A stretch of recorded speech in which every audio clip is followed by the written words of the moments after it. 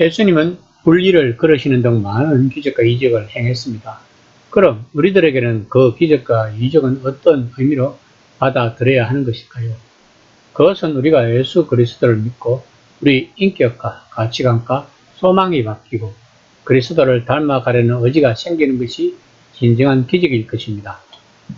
로마 시대에 5%도 채 되지 않았던 사람들이 남녀노소, 신분의 높고 낮은, 재산이 많고 적음과 관계없이 그리스도를 영접해서 완전히 다른 사람이 되었기에 그들을 가리켜서 그리스도인이란 명칭이 생긴 것이야말로 로마 시대의 진정한 기적일 것입니다.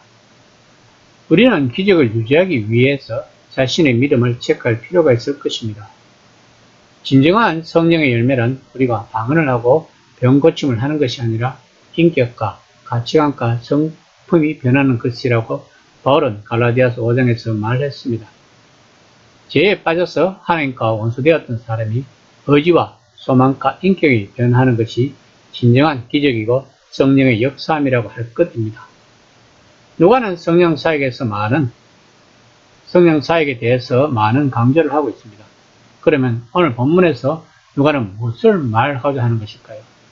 오늘 본문 또한 많은 논란이 있는 말씀입니다. 다음날 간수가 바울 일행에게 풀어주라는 상관의 말을 전합니다. 이에 바울은 16장 37에서 38절입니다. 바울이 이르되 로마 사람인 우리를 죄도 정하지 아니하고 공중 앞에서 때리고 옥에 가두었다가 이제는 가만히 내보내고자 하느냐?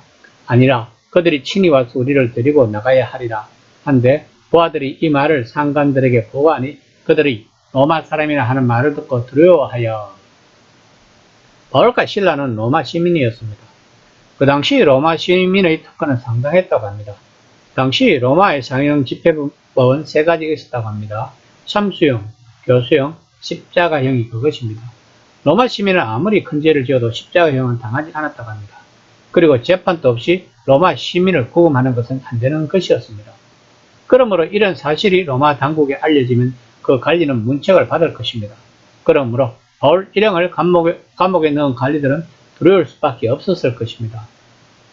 본문은 복음을 위해 시민으로서의 지위나 권리를 사용한 바울이 옳았는지, 그리고 오늘날의 그리스도인도 그렇게 하는 것이 옳은지에 대한 의문을 불러일으킵니다. 유럽 사회에서 교회와 국가가 어느 정도 동일시되었던 중세, 정성기 때부터 사람들은 그런 방식이 선한 것인지 의문을 가졌다고 합니다. 서신서에서 바울은 로마의 지배층을 공격하거나 또한 로마 황제가 진정한 주가 아니라 예수님이 진정한 주라고 주장했던 바울이 어려움을 모면하기 위해 자신이 로마 시민을 주장한 것은 어떻게 받아들여야 하는 것일까요? 시편 2편은 바울 신앙의 토대라고 말을 합니다.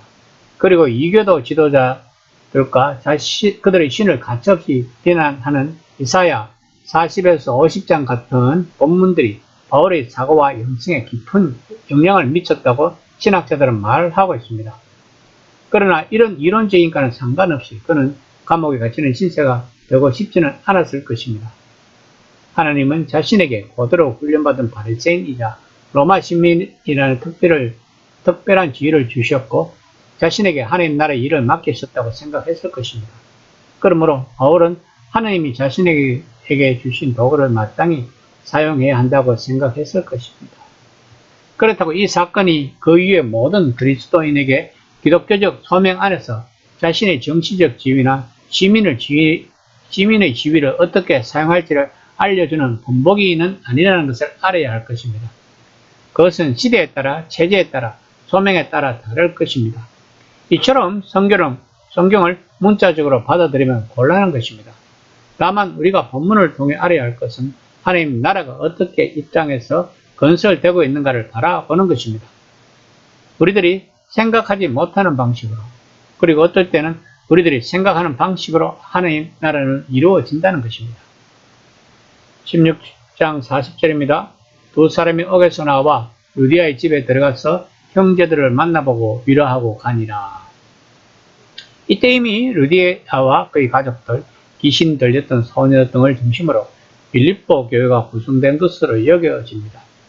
이 교회는 새로 탄생한 교회들 중 가장 훌륭한 교회로 성장하였다는 것을 바울이 로마에서 구금당했을 때 빌립보 교회에 보낸 서신에서 확인할 수 있습니다. 본문에서 보면 누가는 빌립보에 남아 있었던 것 같습니다.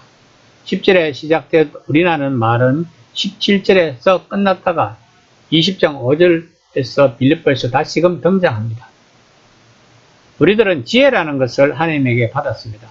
그 지혜를 어떤 사람은 유용하게 사용하는 사람이 있는 반면 그 지혜를 어떤 틀 안에서 갇혀서 하나님이 주신 지혜를 사용하지 못하고 본인 또한 그 틀 안에 갇히는 것을 볼 수 있습니다.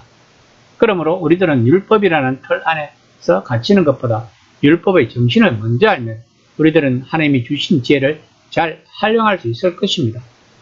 무엇보다도 성경을 문자주의적 해석을 하지 않고 그 안에 있는 하나님의 뜻을 찾아내어야 하며 그 뜻을 시대적 상황에 적절하게 적용시켜 나가야 하는 것입니다. 그러기 위해서는 끊임없이 노력을 해야 한다는 것입니다. 여러 가지 책도 보아야 할 것입니다. 또한 세상 돌아가는 것을 믿지 않는 사람들의 시각으로 바라볼 필요도 있을 것입니다.